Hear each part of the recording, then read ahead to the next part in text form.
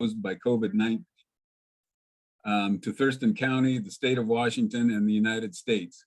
On March 16th, 2020, the Commission adopted Resolution 2020-03 authorizing certain powers in light of the COVID-19 outbreak, including invoking applicable emergency exemptions to meeting notice requirements and location restrictions of the Open Public Meetings Act.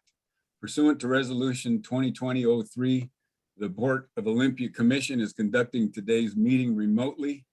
The port is following the guidance from the Thurston County Health Department to make all efforts to prevent the spread of this virus and is acting in the interest of the safety and welfare of the public, the community, and our employees to limit its spread. And with that, we will call this Port of Olympia Commission meeting to order. To start off with, one more announcement. The commission did sit in executive session today from 4 p.m. to 5 p.m. to discuss potential litigation with the port's legal counsel per RCW 42.30.110 section 1I. In accordance with the RCWs and the adopted port policies, no actions were taken during this executive session. All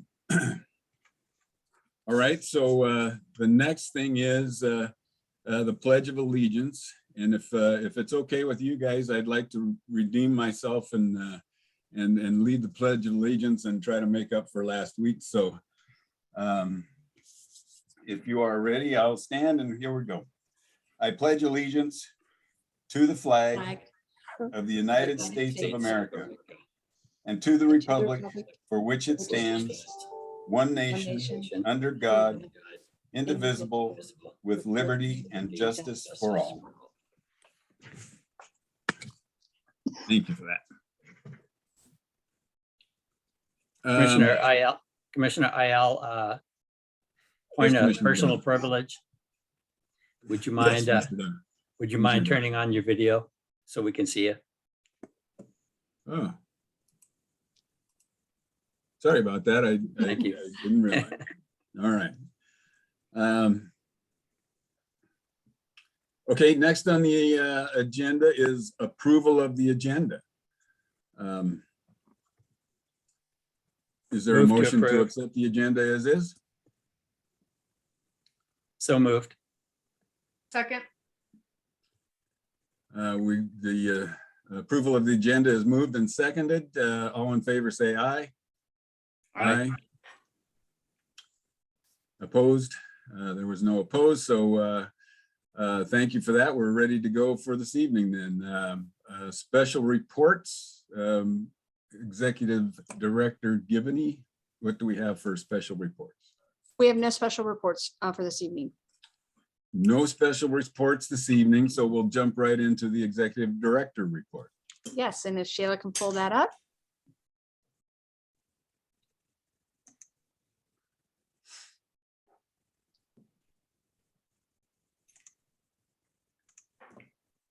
Okay, take me one moment here.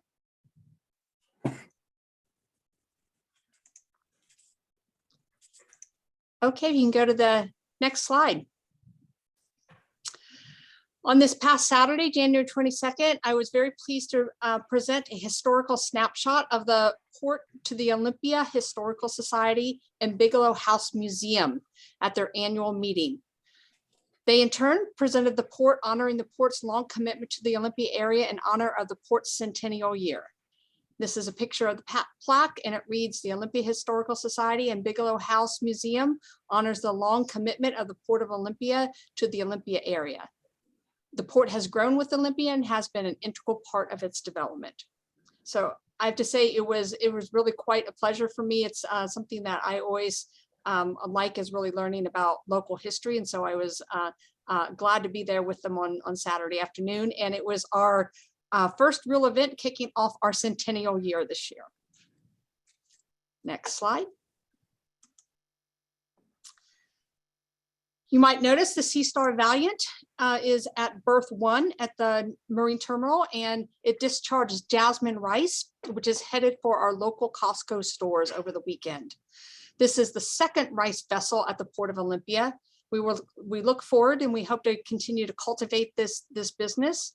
Once again, good job to our Marine Terminal team and the ILWU Local 47 for another job well done. Next slide. I attended the first meeting of the new Educational Service Districts 113 Capital STEM Alliance Steering Committee on January 13th. And for those of you who are familiar, STEM stands for Science, Technology, Engineering, and Math. And this is an alliance that is been created to build equity-centered collective action that provides a cradle to career pathways for youth who are furthest from opportunity. This is a real passion that I and our Senior Manager of Communications, Marketing, and Government Affairs, Jenny Folia-Jones, that we share. And so she's going to be picking up the baton for me and attending these meetings, but we're very glad to be offered the opportunity to partner with both the local educational districts as well as other people who are in the economy and trying to give them feedback on the jobs that are needed. Next slide. Port of Olympia offices remain closed to the public until further notice during this latest surge of the COVID virus or the coronavirus in our community. The rates of transmission are still very high. So out of an abundance of caution, we are just keeping the offices closed to direct walk-in traffic. Staff is available by phone and email, and a full list of operational changes can be found on the Port's website at www.portolympia.com, as well as on our social media platforms.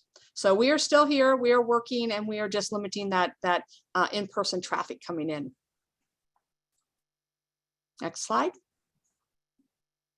And as always, we have several ways for the public to engage with us. Here are some easy ways to connect, give us feedback, or request a conversation. And I'm happy to answer any questions.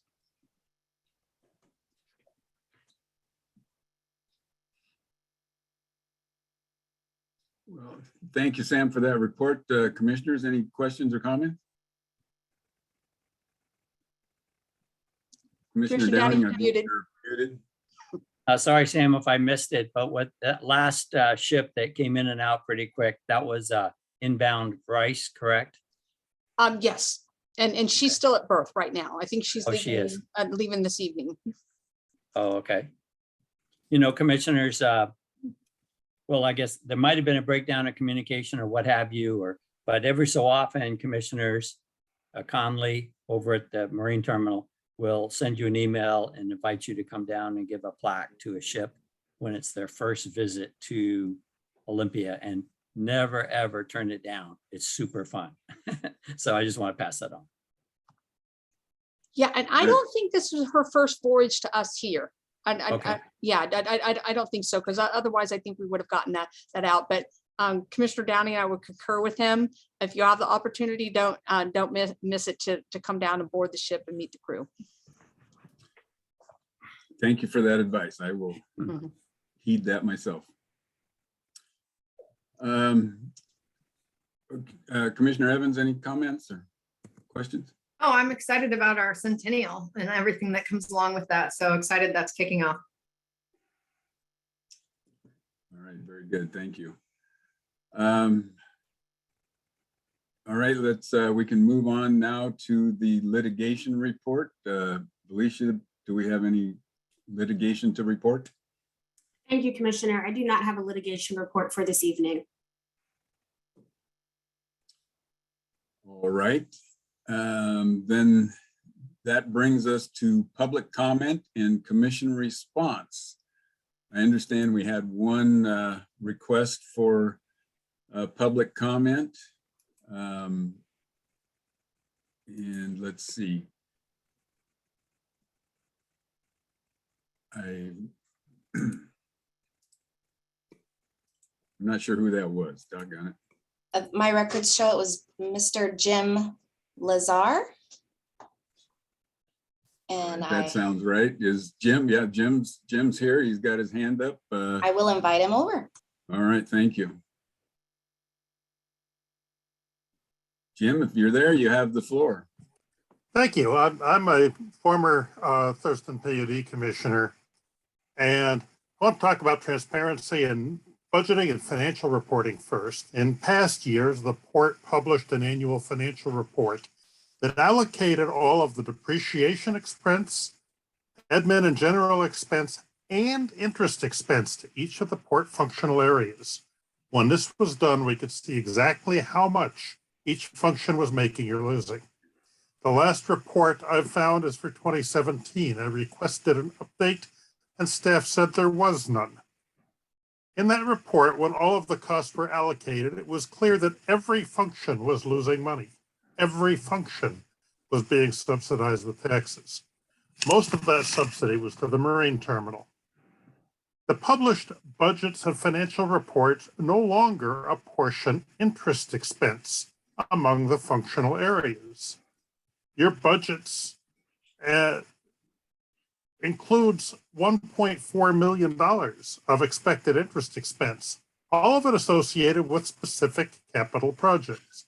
I'm asking you as commissioners to direct the finance staff to resume assigning interest expense to the functional areas in each budget and in each financial report. Second, I want to talk about the relationship between the port commissioners, the executive director, and the public. At a recent meeting, the port executive director called a point of order objecting to something that was said. I am a former registered parliamentarian. The port staff is not a member of the commission and does not have the right to interrupt the flow of business with a point of order. That was improper behavior, and the executive director should have been admonished for this improper behavior. I read recently that the executive director has proposed the staff-prepared materials will only be available 2 days before meetings for the review of the public and the commissioners. This is inadequate. The public needs time to review what is being presented so we can prepare our public comment. You, the commissioners, need time to digest the staff material so you can understand the public response. I urge you to direct the staff to make all materials available at least 4 days in advance of a meeting. So post it to the website no later than Thursday for a Monday meeting. That will make these meetings more productive and public involvement more possible. Thank you very much and for giving me this time. Thank you, Mr. Lazar. I see Melissa Denton with her hand up.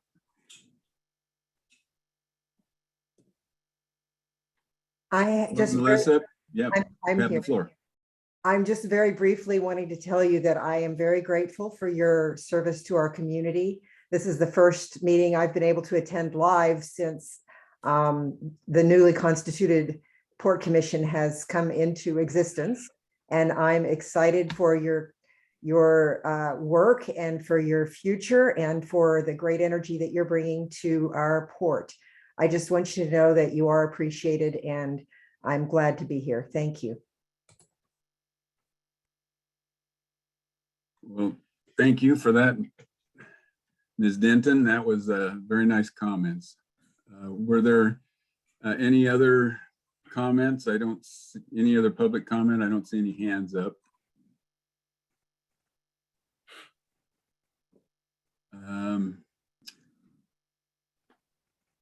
I see Dennis Langen's hand. You have the floor, Mr. Langen, if you're ready. I just have a, can you hear me? Yes, sir. Okay. Brief comment. Later on in the agenda, as I understand it, you're going to be discussing the conflict of interest situation. I'm sure all three commissioners would rather not have started off on this note, but here we are.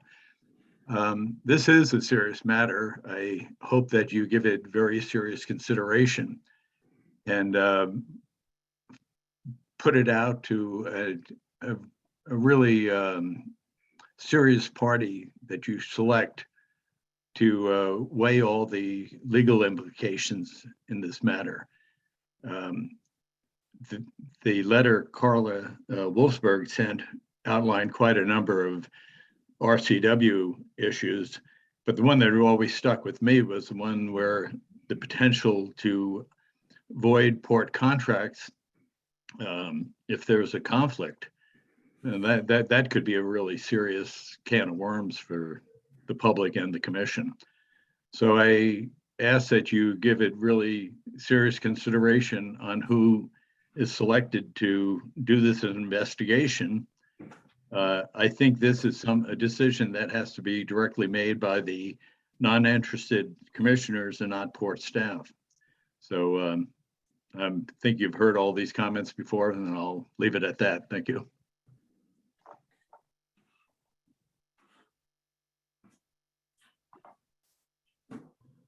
All right, thank you, Mr. Langens.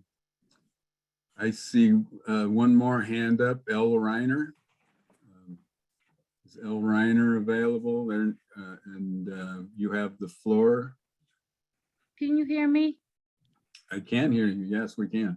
Thank you very much.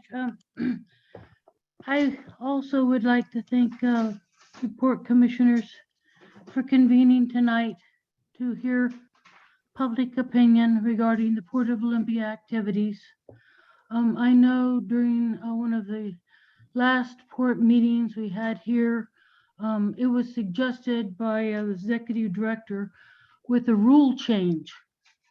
And one of those many rule change that the executive director wants to change for the Port of Olympia is to limit the public comment during these meetings, these Zoom sessions currently. And I guess when we get back to in-person meetings, it would be valid there too. I know that the discussion was that currently we have public comment, usually port meetings at the beginning and at the end. We also have, in the past, we've had commissioners respond to the comments made by the public. And many of us think that that is equitable and a good way to go, because we want, the public needs to hear from the commissioners how they think on these issues and what their ideas are and their viewpoints. And so I think it's very important that we have the port commissioners respond to public comments. I think it's very important we have the same number of public comments that we have had in the past. I do not suggest that we limit public comments in the future. And like I said, the rule changes that were read aloud by the executive director a meeting or two ago, I think many of the rule changes were hasty and not well thought out. So I'm hoping that there can be a vibrant discussion upon what is equitable for the public. The public is the taxpayers. We're all keeping this afloat, and we need to know the details of the Port of Olympia. And this is just one part of that discussion. So I hope that we can keep going forward with equitable nature in these meetings to make sure the port public is informed. Thank you very much. Thank you, Ms. Reiner. I see Mr. Langen's hand up again. Did you have another comment, or, oh, there it goes.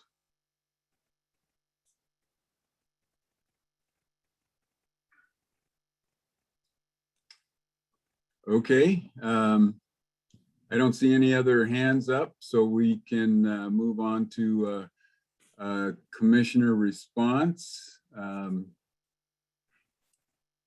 Commissioner Evans, do you have any response to comments tonight?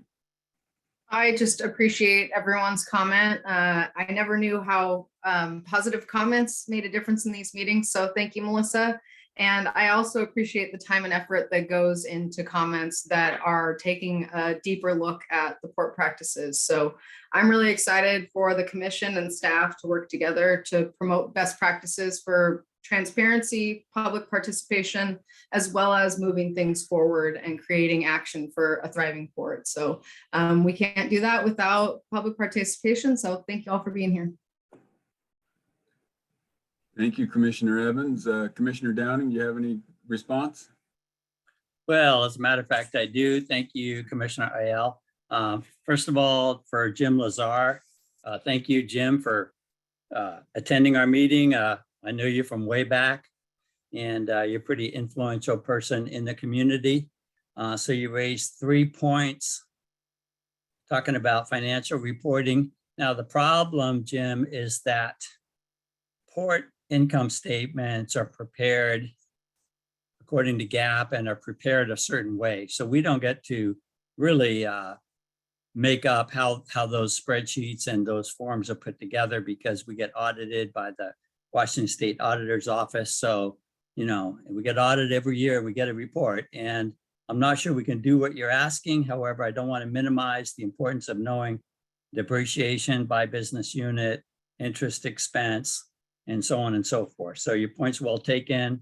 I hope, Sam, that you can pass along Jim's comment to our accounting department, and you know, perhaps you can weigh in, Sam, on that. I don't have an instant response to Jim on that.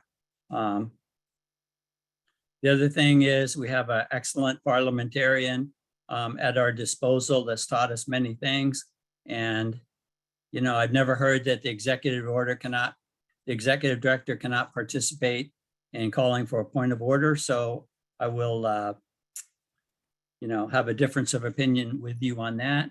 And again, Sam, if you'd like to check with who's our excellent Ann McFarland on that issue, I'm sure, you know, we get a quick response on that. So that would be good feedback to the public, you know, when they have this kind of question. The last thing that Jim raises is the 2-day notice. So tonight we're going to be discussing moving the packet presentation from a Tuesday before the following Monday meeting and give us until Thursday to put that together. That's still close to 4 days for the public. And of course, the commissioners have to read the packet. So that gives us 4 days. But when you're talking about, you know, being the Port of Olympia being more responsive and being more working at the speed of business, you know, it's hard to put together a packet on Tuesday and have all the changes nailed down. So rather than make that extra work of putting out a packet on Tuesday and then having to put out a revised packet on Thursday, you know, we're going to be discussing putting the packet out on Thursday, period. So thank you, Melissa, for your nice comments. I know you personally too, and it's nice to have you visit us tonight. Thank you, Dennis. We'll be talking about the conflict of interest tonight. And I just want to say to Ms. Reiner that the executive director as well has got her finger on the pulse of, you know, how the public feels about things. And I can tell from tonight's packet that we backed off on a couple of those changes. And so you can take that to heart that we backed off on a couple of those changes that that you might say seem to limit public input. So thank you, everybody, for commenting tonight. Thank you, Commissioner Downing. I would just like to say I'm really happy to see how many folks are attending tonight's meeting. We have 20 attendees besides the 6 panelists, and I think that's really outstanding participation. And as always, we do respect the comments made by the public and do take notes. So thank you all for participating, and please continue as we move forward here. So thank you all for that. Let's see, next on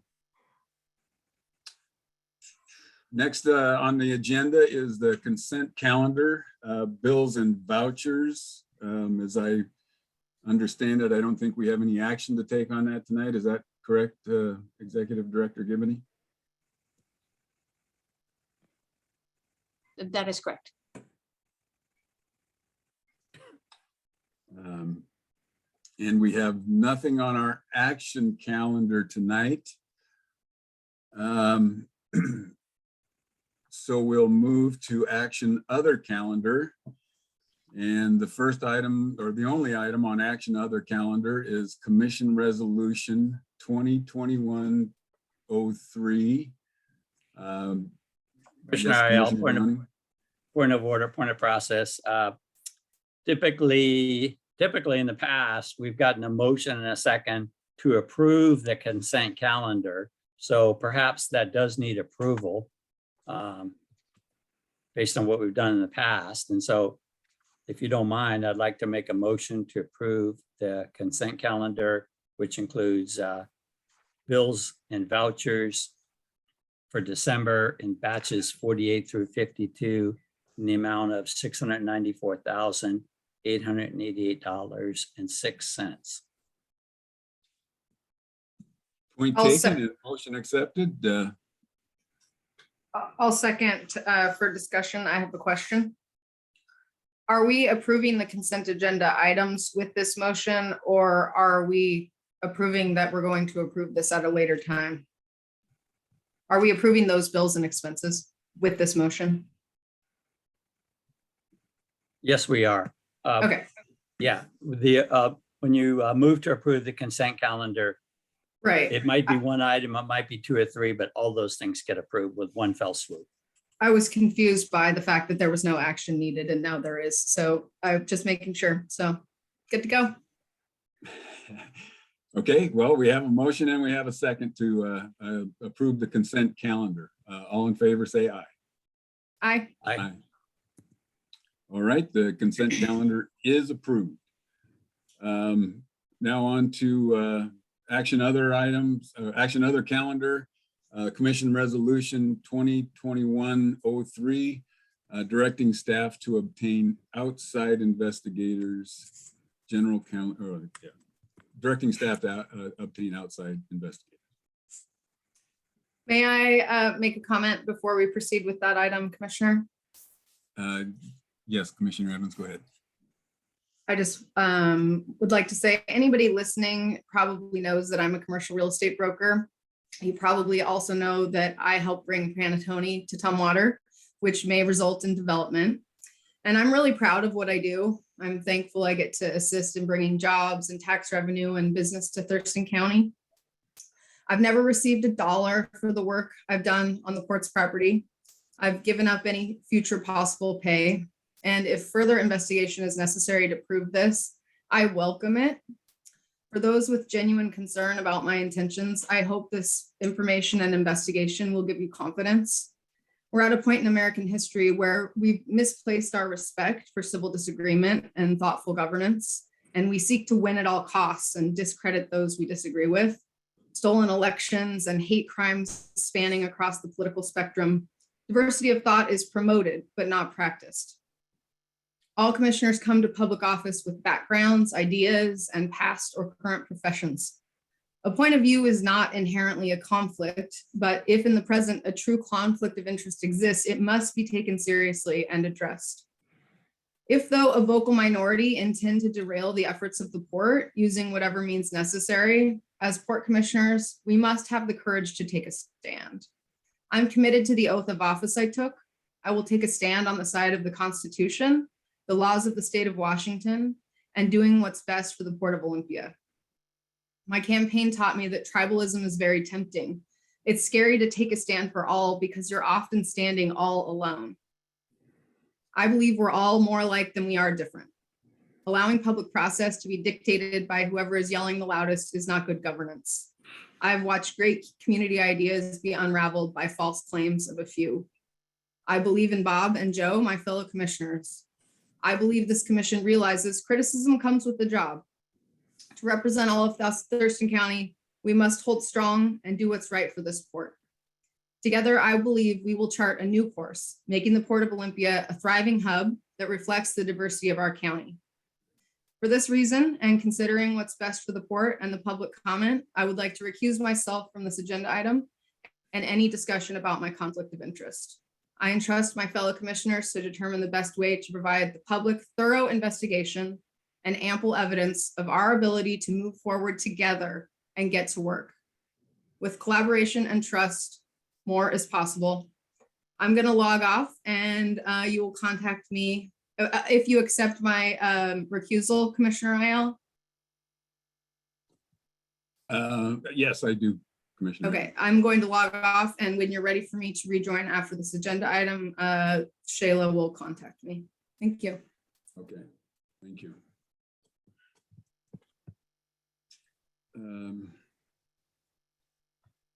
Okay, so there is a suggested motion. I think I'll just start. I'll read a section from, well, I will read this portion right here just to get us started. What this motion does is it directs legal counsel and an executive director to retain an outside investigator to investigate regarding whether there is an existing conflict of interest preventing Commissioner Evans from performing her duties, and advise how the commission should operate when there is a known conflict and similar questions relevant to an inquiry. If the commission acts to authorize an investigation, then Counsel Felicia Brown and Executive Director Sam Givney will contact potential investigators, and we will make a decision on who will move forward with this. There is a suggested motion in place. Commissioner Downing, do you have? Yes, are you I ready will. to make a motion? I will second for purposes of discussion. I'm not sure I've seen that motion in print. Do you have that motion that somebody could pull up on the screen? Because is that? So that in what I fact, just missed read, it? what I just read is a description. It's not the actual motion. Okay. The motion that is suggested is I move that legal counsel and executive director retain an outside investigator to investigate this matter expeditiously. I was just trying to summarize what the motion is intending.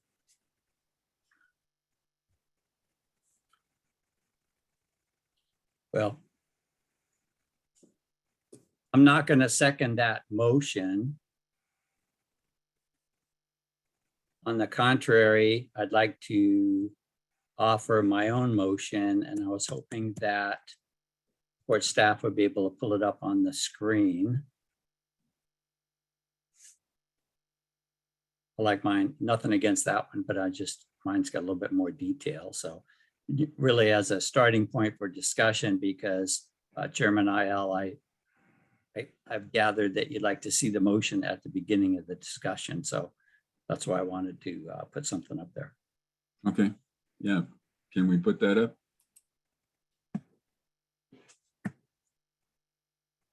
Commissioner, I've not been able to get that into a slide. Unfortunately, I apologize for the short turnaround, but I have not been able to get it into a slide. If you give me a moment, I could probably create one. Okay. And though I don't know if I can share my screen in this format. Okay. I'll take the liberty of reading the motion. Commissioner Aiel, I move to authorize the executive director to retain an independent investigator to research any conflicts of interest at this time regarding Commissioner Evans, comma, how to identify potential future conflicts, comma, and to identify the steps the commission should take when an individual commissioner has a conflict of interest regarding an upcoming port issue.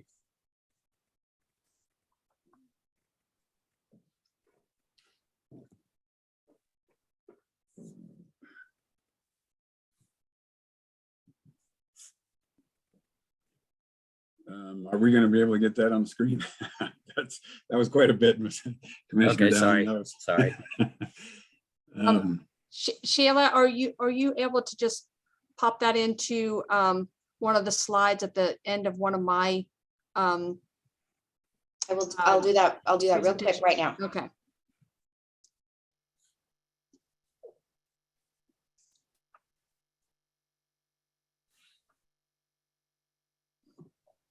So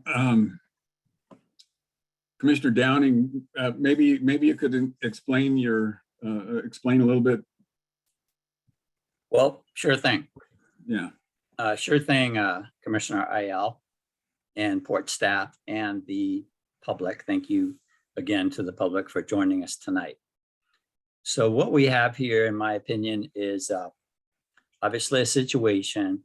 It's no secret that Commissioner Evans' line of work as a real estate broker, she works for Kidder Matthews, and Kidder Matthews has been involved and instrumental in bringing the Panattoni deal, for example, to us, and there may be other real estate transactions. So we have a case where, we need guidance for sure going forward of a potential or real conflict of interest. So appreciate the public for pointing this out. I think that it's real and it needs to be dealt with. I don't know how to deal with it. So we've got, one is the situation that Commissioner Evans does have this, or perhaps does have this conflict. I'm not a lawyer and I'm not the investigator, so I'm not going to say she does, but it seems obvious, but I won't say she does. That needs to be investigated and stated. And then it's important for this Port Commission to identify, ways around that. I think that RCW, I think it's 42.23, is pretty clear that an elected official may not have a financial interest in the outcome of any discussion of a elected body. They may not have a financial interest in that. And so we want to safeguard against that. So how do we rectify the fact that Commissioner Evans is a duly elected Port Commissioner and we have a potential conflict on the horizon? There's more steps involved with Panattoni, for example. And there could be other real estate matters. And so, we just need guidance. And so here's my sample motion, and it says three things. One is that the commission will vote to retain an independent investigator to research what those conflicts of interest facts are, how to identify future potential conflicts.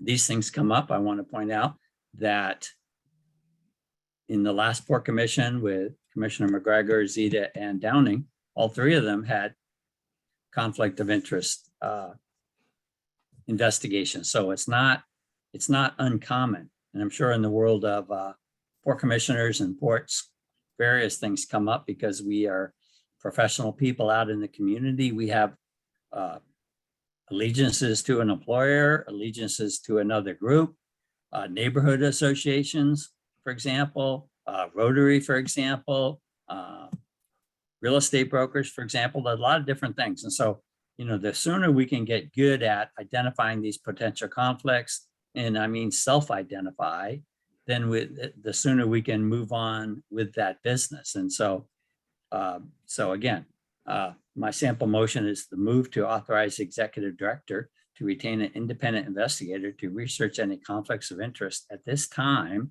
regarding Commissioner Evans, how to identify potential future conflicts, and to identify the steps the commission should take when an individual commissioner has a conflict of interest regarding an upcoming port issue. Well, it seems like that really you're just trying to be a little, like you said, a little more detailed. I don't really have issue with the motion itself. If you don't mind, one suggestion, Commissioner Downing, because this is a legal matter, I would prefer it if you move to authorize executive director and port's legal counsel to retain an independent investigator, and then the rest of the motion I think is good to me. Thank you, Commissioner Ayala. I accept your, in the slang parlance of a friendly amendment.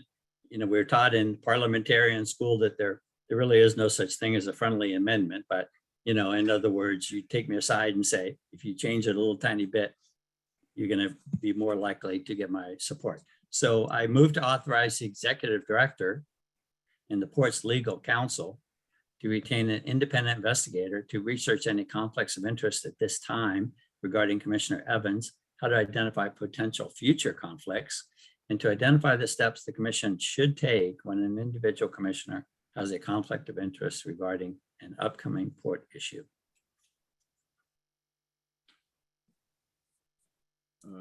All right, Commissioner Downing, I will second that motion. So all in favor? Aye. Aye. All right, thank you. You're pretty quick there, Commissioner, Chairman Ayal. Did you want to talk in general about this situation? Normally we talk in general about it before we vote on it, but I appreciate your enthusiasm. Well, did you have any further comments to make? Well, I think I've probably said enough. You know, I tried to encapsulate the situation that we're facing. Well, and I think, you know, we've had plenty of public comment and plenty of public input. I think, you know, there was, as far as debate, I don't think there's any more debate to be had about the situation. I don't mean to seem over enthusiastic, but I do believe that this is something that we need to get done and taken care of. I believe we're on the right path, and so I'm good with it the way it goes. We're good. Well, I have one, if I may, can I ask a follow-up question of Sure. Felicia? Felicia, now that we've commissioned this piece of work, and now that you and Sam are going to come up with some suggested names and a pathway forward, you know, I have to ask kind of a delicate question. In the past, these investigations have not necessarily been made public, but the ruling has been made public. In other words, Commissioner so-and-so does not have a conflict of interest in this area, or they do. But so are you able to speak to the results of the investigation at this time, or is it more kind of a, let's see how things develop? So this investigation is authorized through Commission Resolution 2021-03, and that sets out that the commission has the authority to direct staff to obtain an outside investigator. And it also sets out what the commission can do with the outside investigation and the process. And so we'll be following that resolution. And it's, I believe, section, I won't try to quote the section off the top of my head, but there's a section that tells the commission what to do and how to proceed with an outside investigation that we'll be following. Off the top of my head, I don't know exactly what it says in terms of what we do with the results. I just know that that's the document that we use internally regarding what we do with these results. And so we are kind of beholden to that process. Good, thank you. Thank you. Any other comments then? All right. Shayla, will you ask Yes. Commissioner Evans to rejoin us? Yes, I will. Jim, give me just one moment here. Thank you.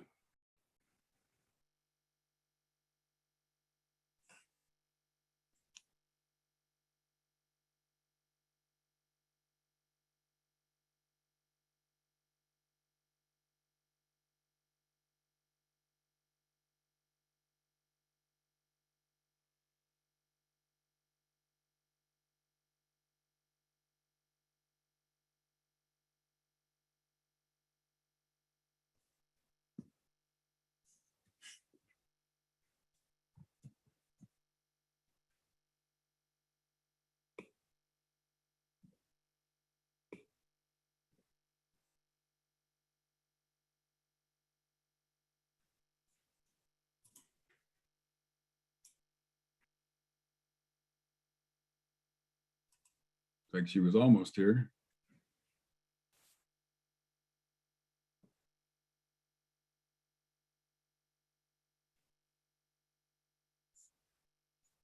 There's Commissioner Evans. All right. Thank you. Thank you for returning. So the next item on the agenda is public comment on action other items. Do we have any public comment? I see what I believe to be Bill McGregor's hand up.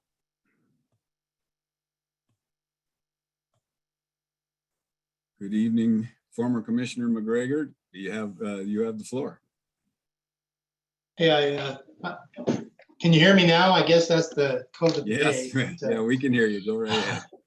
in any event, I just wanted to add public comment onto this. In my 40+ years in the port industry, there have been many, many times that a port commissioner has a job outside of their port elected abilities. And it's not to say that there haven't been times in the past when an individual such as a longshoreman has been nominated and has been elected to a port commission seat within a port, or a tenant of the port ran for a port commission seat and was elected to that. So there have been instances in the past where these individuals, hardworking people in our communities, are elected to public office. And I just want to go on record to say that that's not uncommon, and that I think that documenting a process that you've just voted on here that could be approved by the Port Commission to determine any conflict of interest issue would put this kind of a distraction to bed, and any future conflict of interest issues to bed, because there'd be a process that's been approved by the Port Commission to follow. And I think that's a wise move on your behalf. I appreciate what you're doing here, and I think that it just would help to clarify the issues that keep getting brought up that tend to direct our resources to other than actually doing the good work of the port in our community. So thank you for that, and I'll have further comment later on.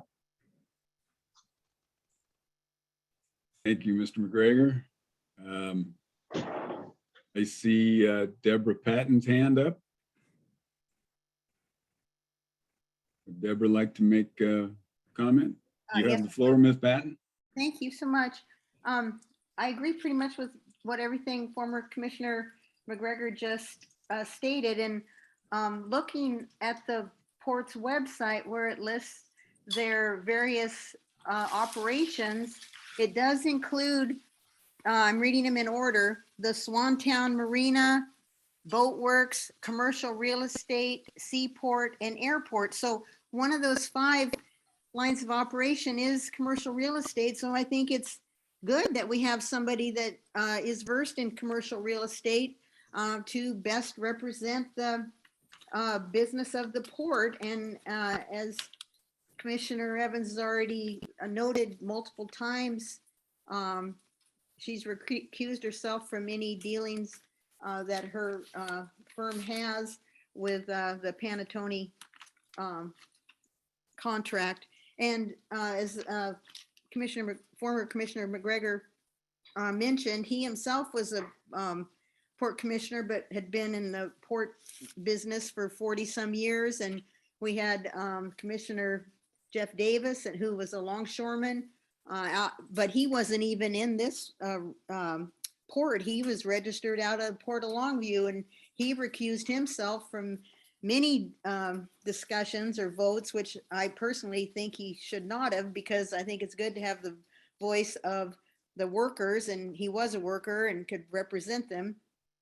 But I mean, it's a common thing, as Commissioner Downey noted, people that are interested in working as a port commissioner have interests in ports and port business and have expertise. So I think it's good that they bring their expertise to the job.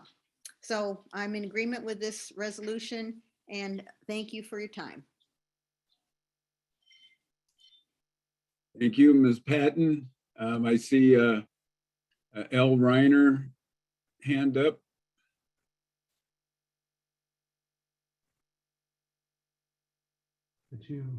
Yes, Ms. thank you. Reiner, Can go you ahead. hear You me? have the floor. Thank you. Can you hear me? Yes, we can. Thank you. Yes, I would like to agree with a lot of this discussion. Let's face it, when a person who is a contract real estate contractor working with Kidder Matthews, which is a huge real estate conglomerate up and down the west coast of the United States, that person knows a lot of people in the real estate business. They know a lot of the ins and outs of the real estate business, and they make friends. They make friends going back for a long time on real estate deals, and they make enemies. They make enemies because, let's face it, when you're dealing with real estate, you're trying to buy cheaper than anybody else or sell for more money than anybody else. And let's face it, the Port of Olympia has a lot of real estate deals that they're currently trying to go through right now. And so the public concern is the conflict of interest with someone who's deeply embedded in the real estate industry, knows everybody, has friends, has enemies. And if one of her enemies says, well, she voted X, Y, or Z, how are we going to, we didn't get a fair shot at this. So we're going to have to ask the Port of Olympia, Amy Evans, to recuse herself for various issues, not just the Panettone deal. She knows a lot of people in the industry that she's friends and she's enemies with. And this is going to come up again and again and again because the Port of Olympia is involved very, very deeply with real estate issues. And this is taxpayer money. We could give taxpayer money to the schools, we could give it to the homeless people, but no, we're giving a lot of taxpayer money to the Port of Olympia, and they're spending it on real estate deals. Okay, so that is our concern. Is our money being wisely spent or not? Is our money going to result in a conflict of interest where people will start to sue the Port of Olympia? And then we have to get more lawyers involved to defend the Port of Olympia. And so that is our concern. This is merely trying to help the community because we're all in this together. We all love our city and our county and our state, and we want to be friends. We want to work together for the Port of Olympia. So I know we will. Thank you very much. Thank you, Ms. Reiner. I do not see any other hands up. So we can go to commissioner response. Commissioner Downing, do you want to start? Thank you for your public comments regarding this action other item. Okay, short and sweet. That's great. Commissioner Evans. I guess I would just say, I believe it's Lee Reiner, but it shows up as L. I appreciate your comments. I'm lucky that I don't have a ton of enemies, and I have pretty diverse friends. So not only do I have friends in real estate, but I have homeless service provider friends I meet with regularly. I've been really involved in nonprofits, LGBT rights, as well as business. And so I think that will help yield better solutions and build trust, those unlikely bridges. I appreciate your comments, and I hope to continue to reach out to people who disagree with me. Thank you, Commissioner Evans and Commissioner Downing for your comments. I would just like to say thank you to the number of folks who showed up tonight to participate and the comments. I'm looking forward to us getting this issue resolved and put to bed so the three of us can go about the duties that we were elected to do. So, thank you all for your participation. Advisory calendar. Resolution 2220. I'll let you take this one over, Executive Director Gibney. Thank you. Sam Gibney, proudly serving as your Executive Director. And if Shayla, you can go to the next slide.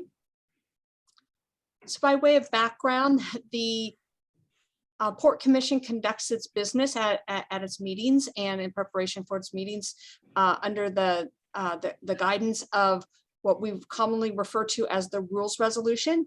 And this resolution, the current one in effect, is resolution 2021-02.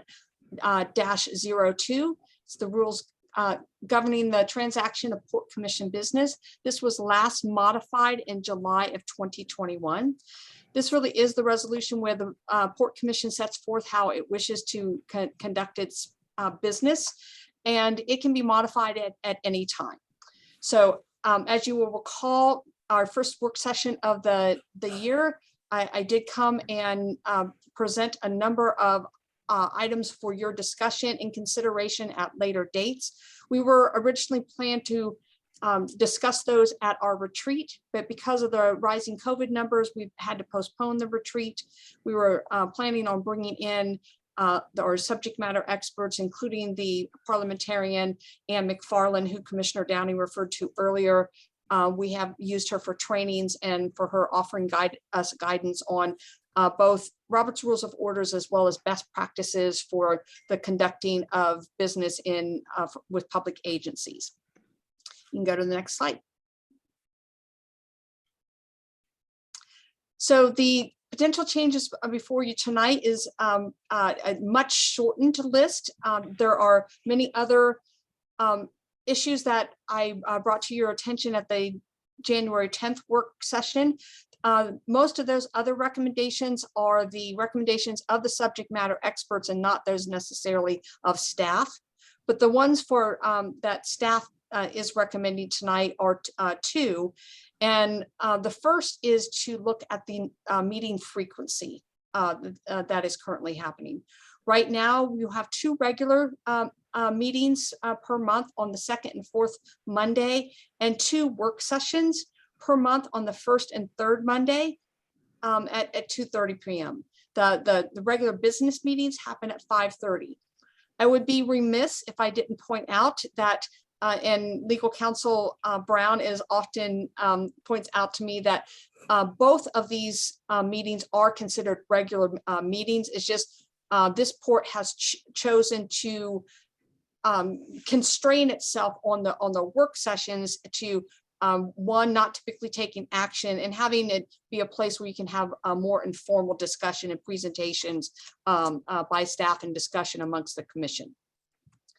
So moving forward, what the staff is recommending, and at the presentation in January, we did recommend going to just 2 meetings a month, but we listened to the input of the commission and why you did not give us a distinct direction. You kind of listen and read the tea leaves, and I hope that you will find this amenable for the majority of the commission, that we go to 2 regular meetings per month on the second and fourth Monday at 5:30 p.m. and have 1 work session per month on the third Monday at 2:30 p.m.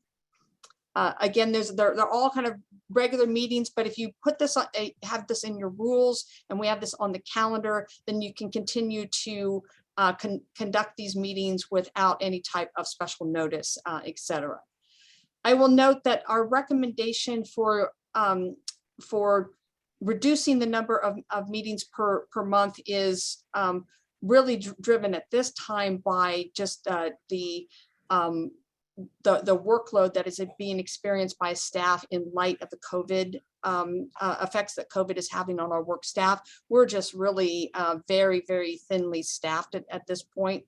But I will also tell you longer term that producing a packet for commission consideration every week is really quite a bit of work for an organization our size, and it keeps us in this kind of constant churn of producing that packet. And so in order to enable staff to have time to be able to do that kind of analytical work and other work of just running the operations, we do recommend of just reducing the number of regular meetings from 4 to 3 per month. You can go to the next slide. other potential change that staff is recommending is changing the expectation of when the meeting packet will be produced or published and sent out. We send it out by way of a listserv, and then we also post it to our website. The current expectation is that the meetings will be posted 4 business meetings prior to the Monday meeting. So that is by the close of business on Tuesday before that Monday meeting. What we're asking the commission to consider is that to reduce that expectation to 2 business days.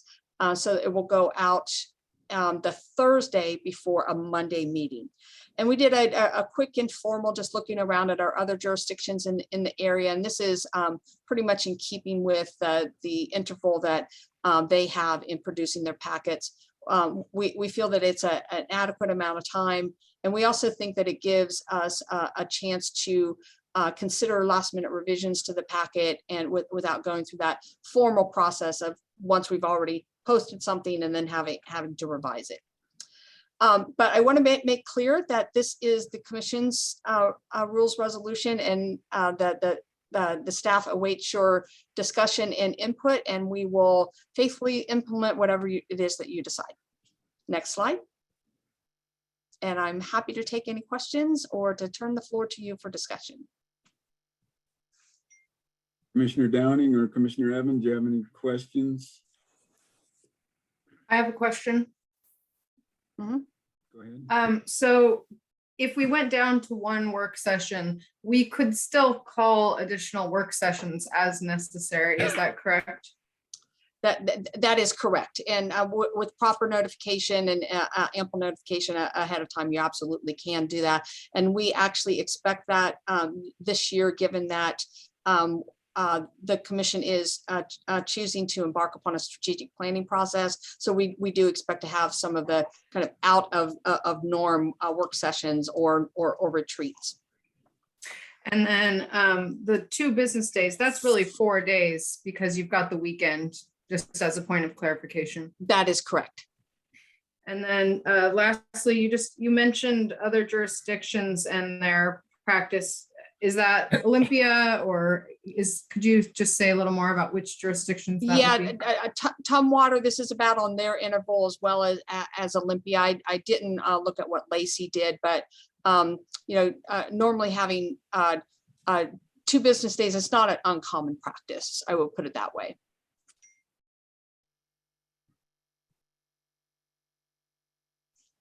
Commissioner Downing, any questions or discussion? Sure. I think I commented earlier about that seems adequate to put the packet out by Thursday night because, again, streamlining the effort. Instead of having to revise the packet, you can just put the packet out once. And so by Thursday night, the packet is pretty well put together. And then the only other thing I would add for my fellow commissioners, edification, is that the right word? Anyway, is that when you have a regularly scheduled work session, you can show up and then you could say, oh, I'd like to add a topic. Now you don't have any packet, but if you just want to chat about something, you can add a topic, but without that, but the other kind of work session is a special work session, and you cannot add a topic because that was noticed for that singular purpose only. So we really don't add topics to a special work session. I just wanted to let you know.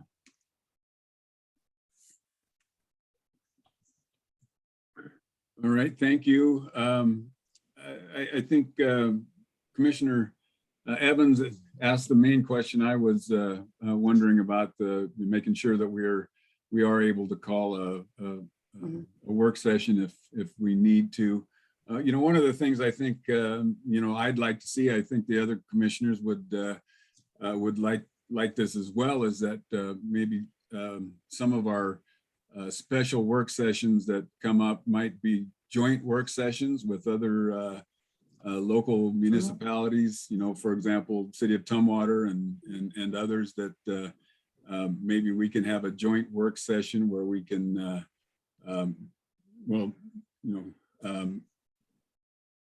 talk about things that, you know, each of us are doing where we maybe don't have projects that overlap, or, you know, just to have a real good understanding of what direction everybody's going, and creating just a good working relationship with the other municipalities. Also, to comment on the meeting packet, I know I personally, I rely on the weekends. I know everybody's got a busy schedule, and so do I. So I rely on those weekends to be able to study for, you know, what we have coming up in the next week. So I am fine with the Thursday delivery of the packets. So. Great.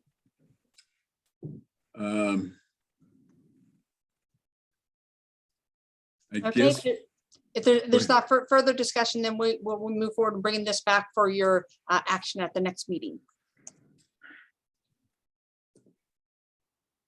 I would say yes, that's fine. Do we take a vote on that, or is that? Nope, you don't need to take a vote Okay. at this point. We'll just bring it back on the next calendar. Okay, all right, sounds good. That's good. Okay, the next item is the Thurston County Shared Legislative Agenda. Yes. Again, Executive Director Givney. Indeed. Great. So again, Sam Givney, your executive director, and wanted to give you a briefing tonight on the Thurston County Shared Legislative Agenda. If you can go to the next slide. The Thurston County Shared Legislative Agenda is, I'm very grateful to participate in this group. It is a group of administrators from these districts that get together every year, and in the fall, we start talking about what the possible projects that we could all support might be, and start discussing those, and then really work together to promote those to not only the Thurston County Legislative delegation, but then, you know, certainly throughout both the House and the Senate to try to gain support. Typically, these are capital projects. Sometimes there are items regarding policy on there, but typically these are capital requests.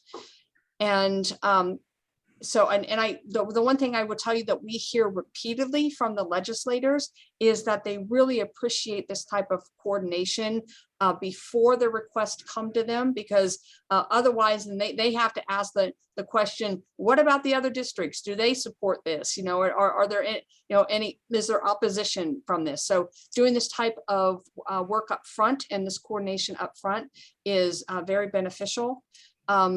These efforts are led by Doug Maw and the Thurston County Chamber, and so I really want to give them special recognition for the amount of effort that they put into supporting and bringing these partners together. If you can go to the next slide. There are criteria for inclusion on the agenda, and the first is that it has to be exclusive to the Thurston County region, so not piggybacking on things that can be replicated elsewhere, and that they have to result in benefits to more than just a single member entity. The partners in this agenda recognize that each of the entities may be lobbying for something that it benefits them solely, and we fully support that. It's just that this group doesn't do that. This group just lobbies for things that has benefits to more than just one. It also it demonstrates this commitment to member cooperation and collaboration, and that whatever the request is be non-supplanting to the individual member request. So it really can't cancel out and be in opposition to what an individual member might be requesting. So with that, I want to go over, and this is a bit of detail for you, but what is on the shared legislative agenda. The House is in session, as you know, and typically the various members meet with House and Senate members as these projects work their way through to the capital budget. And so, I oftentimes join meetings, some meetings, not all of the meetings, to visit with the legislators. Next slide, please.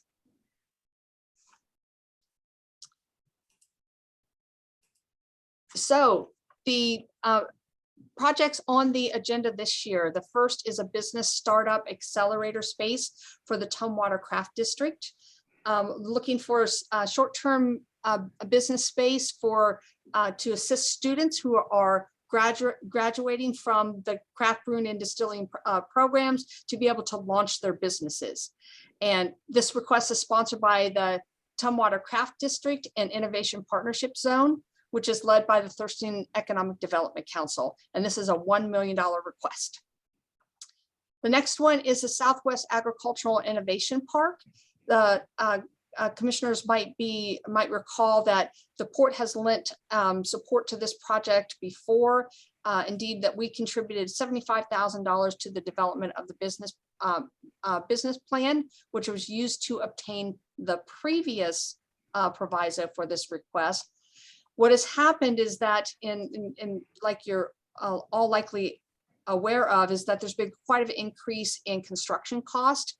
And so the construction costs have gone up 27% since the original request was put in. And so going back to the legislature and asking for an additional $870,000 to help support the construction of this agricultural and innovation park, which is in Tenino.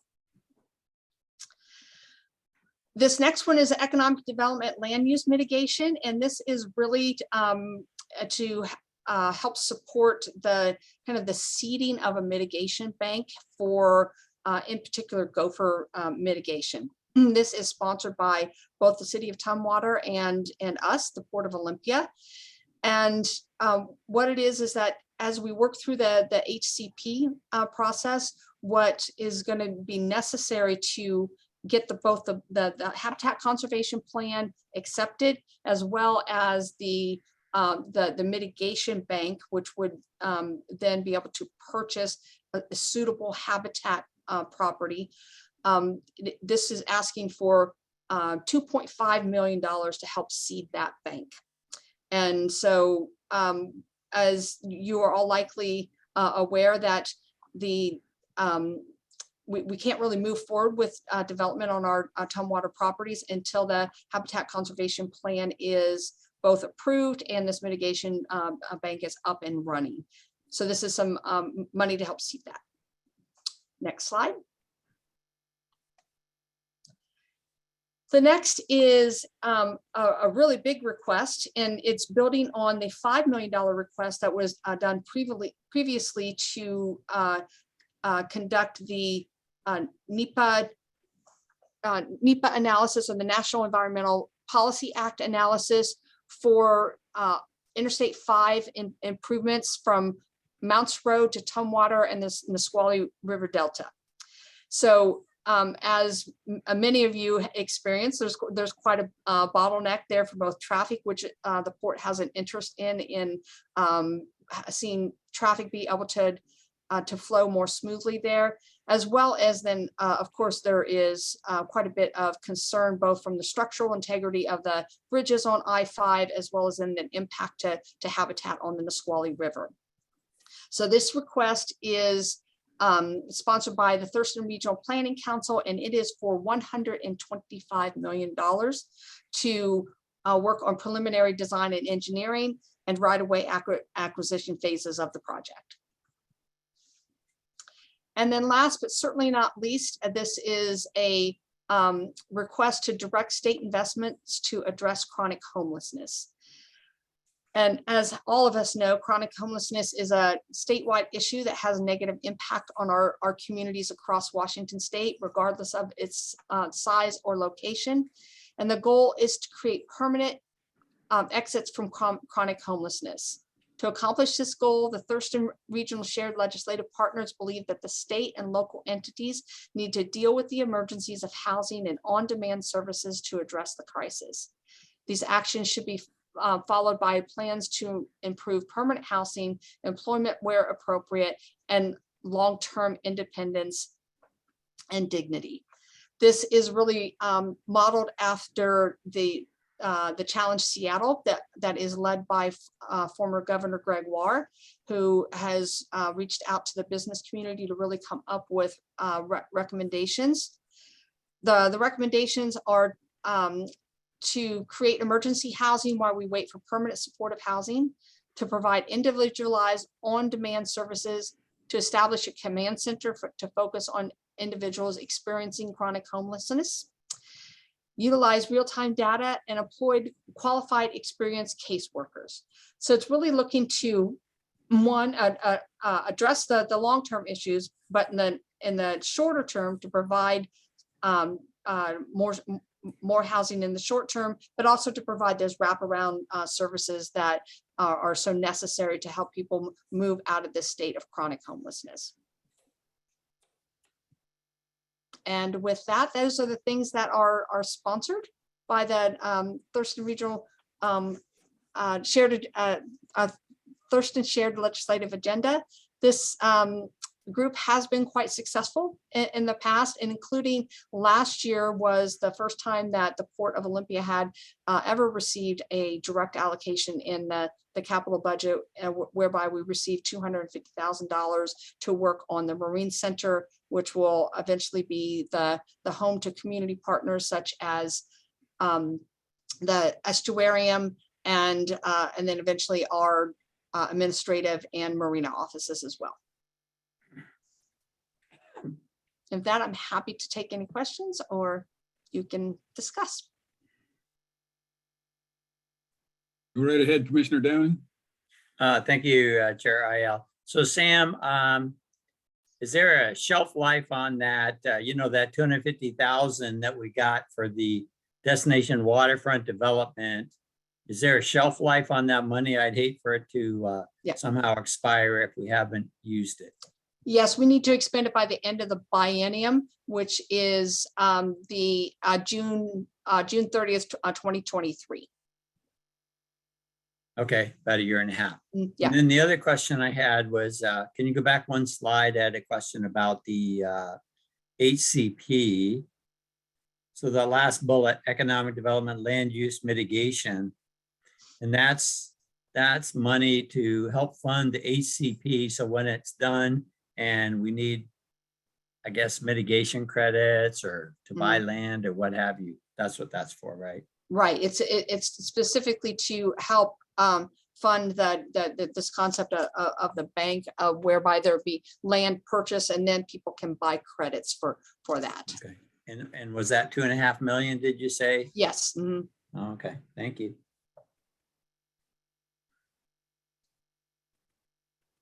Commissioner Evans, any questions or comments? No, it sounds exciting. I mean, in comparison to Mounts Road, ours should be easy, right?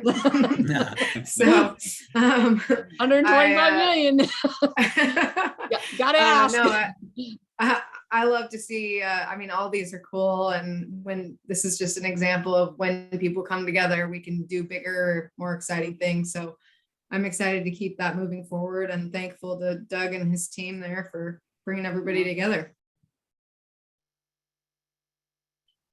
All right, thank you for that. Yeah, I will just comment that the I-5 project between Mounts Road and Hawks Prairie there, that's that 125 is a fraction of what it will take to complete the project. But anybody who's driven across that bridge and taken a look over the side and seen the piling abutment that is almost completely gone should understand that there's serious structural problems or issues building there, and something definitely needs to be done. And I'm really happy to hear people are working towards a solution. So other than that, thank you for the report. There's no other questions or comments there. We can move on to commissioner reports and discussion.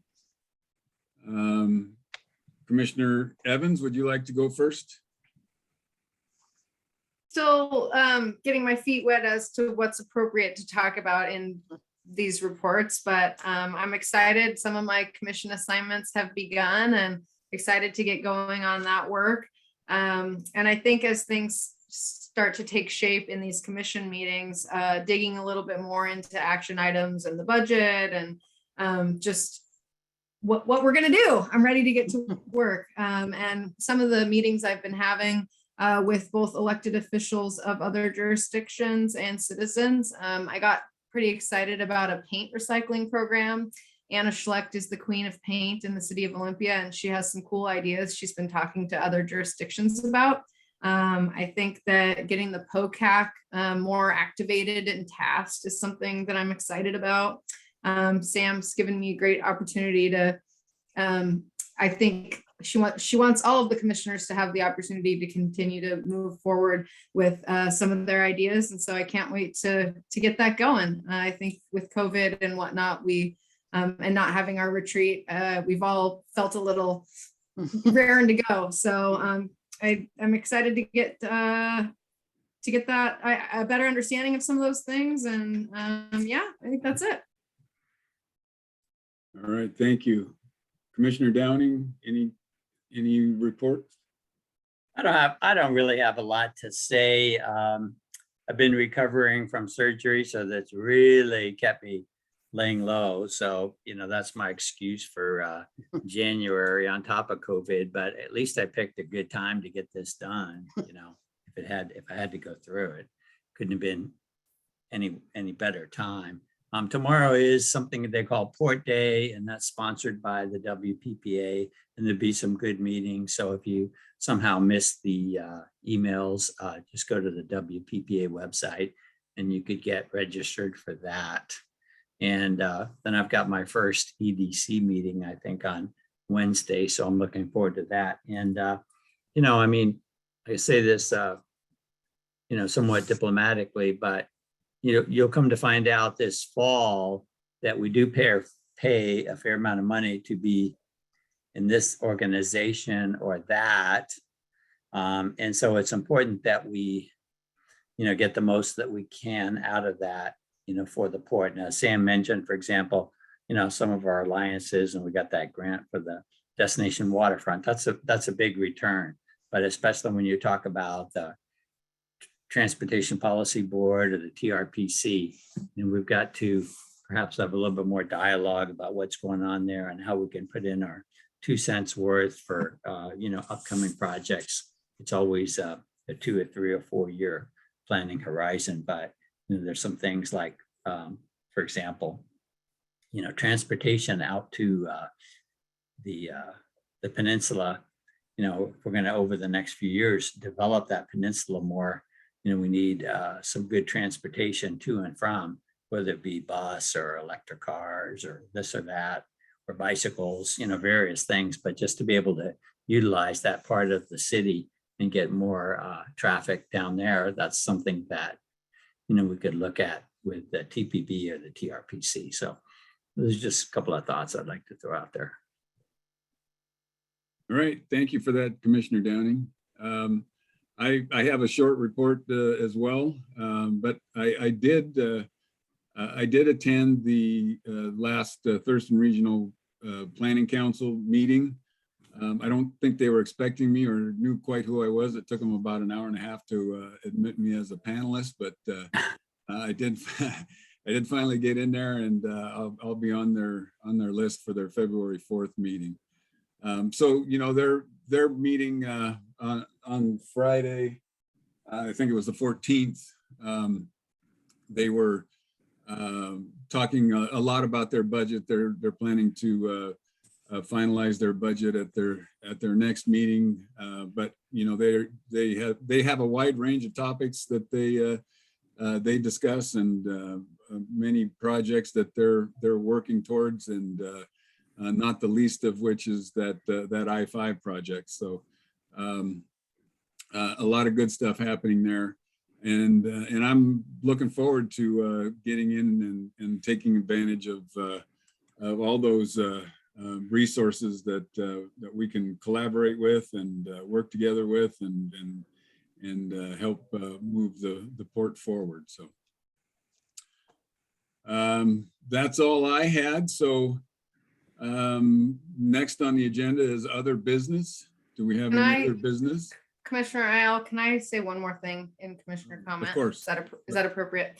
I forgot to mention that Joel Hansen, who was my opponent in the campaign, reached out to me last weekend about new Department of Commerce grants for solar panels and the potential for implementing those on port properties. So I both thought that was a cool opportunity, and I thought it was cool that Joel reached out, and that's just an example of collaboration.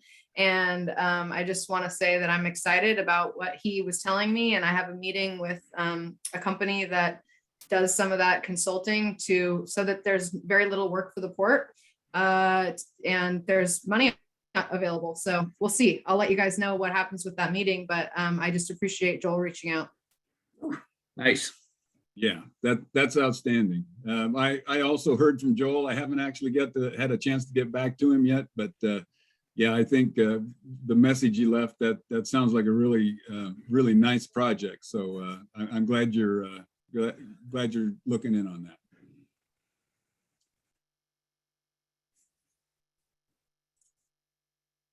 So I muted myself and started talking. Moving on to other business. Do we have any other business for this evening? I don't see any other business. Nothing's coming up. So meeting announcements.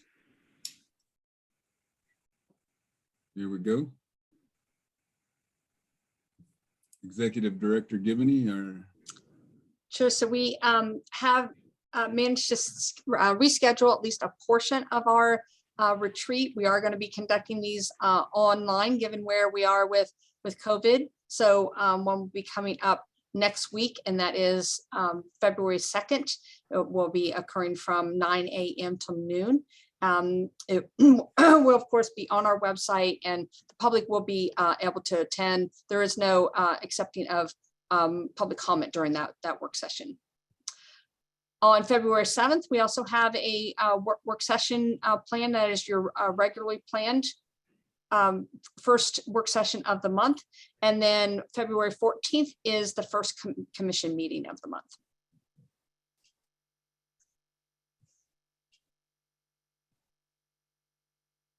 all right, thank you. Any questions or comments about the meeting announcements? I have a question. I think it's good to ask this question periodically when we're together. But Sam, regarding future meetings, what's your prognosis, or do you have a suggestion vis-a-vis in-person meetings? Too early to talk about. I'm not trying to twist your arm one way or the other, but I think it's good to ask the question. Of course, it's good to ask the question. No, I don't have a prediction at this point. I will let the commission and public know that we had quite a large wave of effect from COVID move through the organization. Thought that we were kind of through it, and we kind of got another mini wave moving through right now. And I've given up on predicting. I don't know what's going to happen. I know that everyone's very anxious to, meet in person, and will be in constant contact about when it's appropriate to do so. Thank you. All right, Commissioner Evans, any questions about the meeting announcement? No, I'm glad that we got something with a little more bulk on the calendar so that we can have time to really work on some of these items. Great, I agree. All right, well, it looks like we have come to the end of the agenda. I was going to ask Commissioner Downing how his recovery is going, but it sounds like you're just about ready to get out and run around the block a couple of times. So I'm looking forward to next Tuesday, because then I, go back and see the doctor, and they give me the A-OK. So I'm laying low until then, but hopefully after that, then I can, get up and get around a little bit more. Thanks for asking. Yeah. Appreciate your concern. All right, well, that's good news. So I guess I will entertain a motion to adjourn. So moved. Second. All in favor? Aye. Aye. Aye. All right, thank you, everybody. See you guys. Bye. Bye. Thank you.